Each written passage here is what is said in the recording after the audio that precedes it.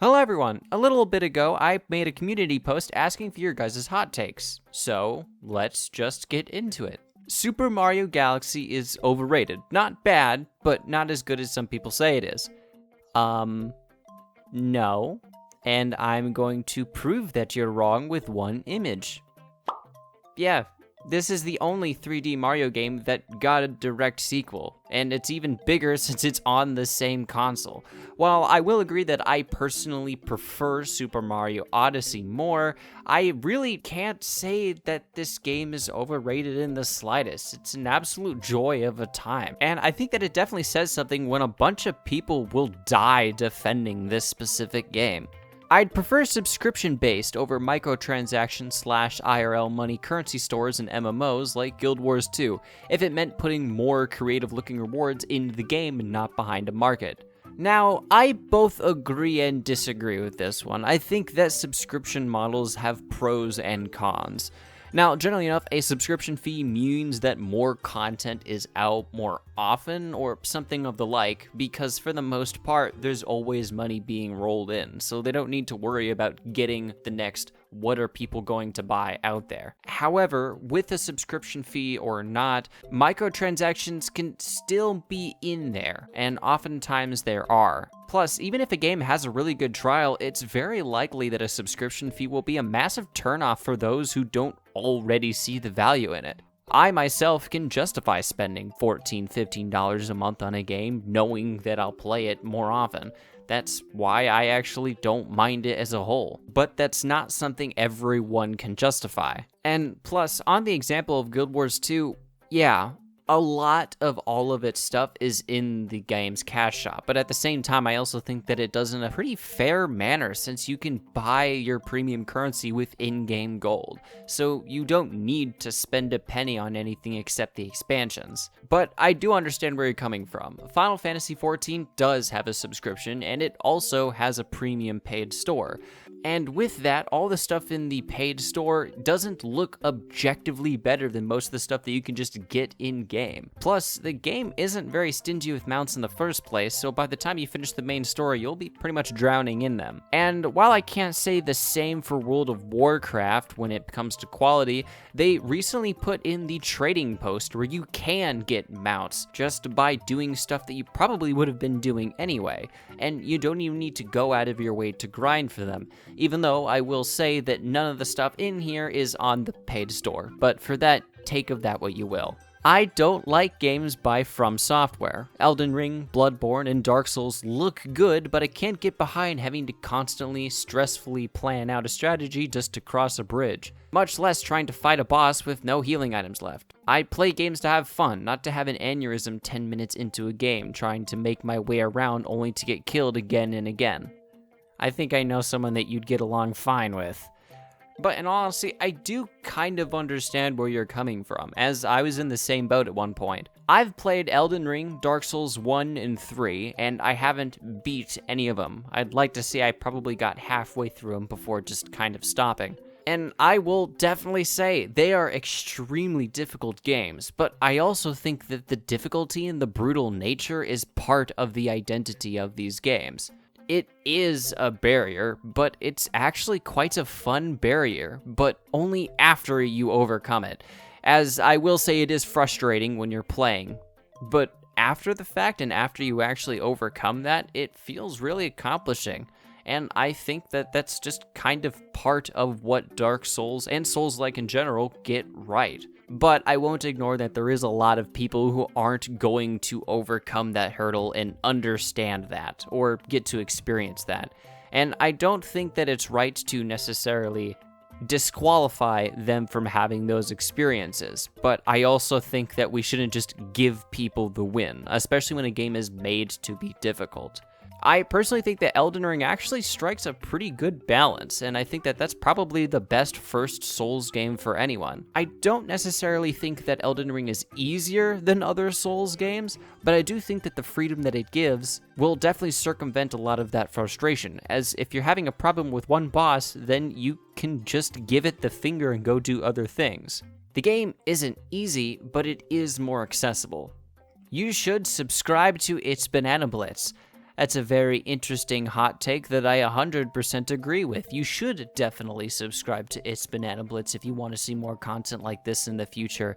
I say this as a guy who's done multiple playthroughs of Monster Hunter World Iceborne, that when people talk about difficulty, I feel that it gets overblown to the point where it could possibly alienate new players when said difficulty comes into play. And even if they possibly failed the quest, each returning runback becomes progressively easier at a very fast rate. I do think that the first encounter with any enemy or boss in any game will have an extra layer of difficulty since you don't know what to expect. But I do kind of agree with them on the difficulty, because I will say that compared to the base game of World, Iceborne was a massive difficulty leap. But then again, I also don't think that World was all that difficult to begin with. I do know that people saying that a game is too hard will alienate and possibly prevent some people from wanting to experience a game. But I also think that World needed that jump in difficulty, as the game as a whole was significantly easier than previous titles, especially if you had played any Monster Hunter games beforehand. It's just easier, and because of that, I actually quite enjoyed the difficulty spike of Iceborne. But I also don't think that that really makes people not want to play it, because Monster Hunter as a whole has always had this very difficult boss rush, grindy reputation around it, because that's what Monster Hunter is. You hunt monsters, and those monsters fight back. But I don't think Iceborne stopped people from playing World as a whole, since it's an expansion. And not only do you have to pay extra for it, but also you don't even have access to that content until you've already beat the base game to begin with. The original Resident Evil games weren't that good. Now, I myself have never played a Resident Evil game. However, I do know someone who does.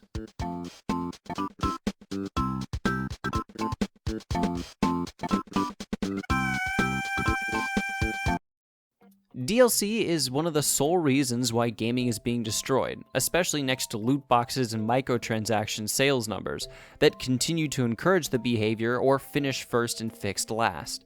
Now, I will say that I think that this is actually addressing three completely different topics and issues, but let's just start with the first portion, DLC. I don't think DLC is bad. I don't think the idea of extra content to an experience is bad for anyone. I actually believe it's a net positive for developers and players. But like all things, it can and will be abused by those who probably shouldn't have it. Like, Day 1 DLC is one of the things that I do think is bad about it.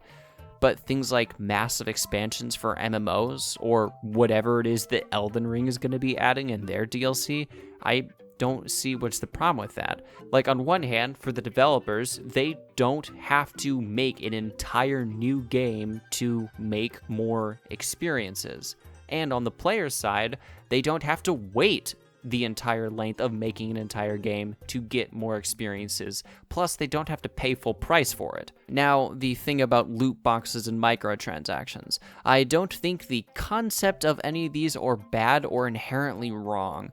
Now, loot boxes are a little harder to defend, since most of the time you can pay for them. As, in my opinion, the only ethical loot box is a loot box that you don't have the ability to pay for. But the moment that you can spend real money on it, that's where it goes into gambling territory, which is bad. Don't gamble. Or do gamble if you're an adult. Adults can gamble, as long as it's healthy. Microtransactions, on the other hand, are a lot easier to defend, as they can be good as long as they're done healthily. I think that Fortnite actually does it quite well. The Battle Pass not only pays for itself if you do it, it doesn't take all that long to get to that point, and also for $10 you actually get a fairly good value out of it. Deep Rock Galactic also has microtransactions in the form of the supporter packs, and those are $10 each, and all you get is 4 sets of skins or whatever. But at the same time, it's also a game that you pay once for, and the game also throws you free cosmetics all the time, and this game doesn't try to prey on people with impulses. And also, it has a free battle pass, and once the battle pass goes out, anything you don't collect from it just gets added to the regular random loot pool. And even Guild Wars 2, which I've already talked about, yeah, it has a cash shop, but at the same time, you can also buy the premium currency with in-game gold, which I think is a good trade-off, especially since I personally think that it's actually done in a very fair manner, even if you do have to grind a little bit for it. And for the last thing, yeah, it is an issue that companies are releasing games that just aren't finished. Though I will like to assume the best and say that it's not devs, and it's only higher-ups and investors who are pushing for holiday releases and such. I'm sick of people being so competitive in MMOs, especially even streamers and YouTubers being trash-talking little insulters. That's a little heavy-handed, don't you think?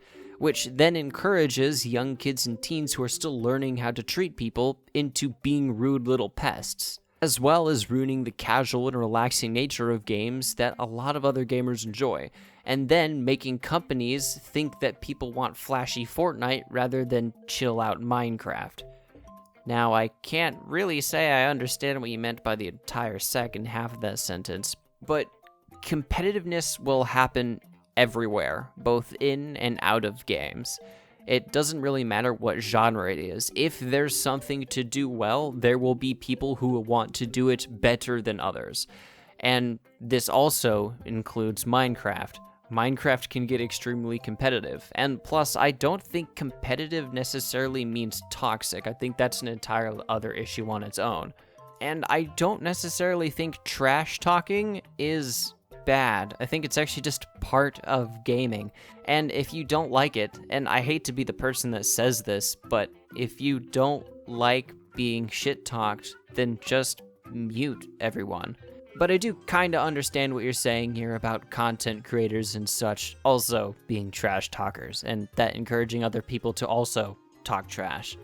I do kind of understand how that could rub off the wrong way, but at the same time, I think that trash talk, when done within reason, is just kind of part of the experience. And that's all I have for today. Those are all the hot takes that I got. So, with all that, I'm Koji, responding to a bunch of hot takes and opinions that I got that I had something to say about, and this is the end of the video. Go away, do something else. Play Wilmot's Warehouse. It's a game about sorting things.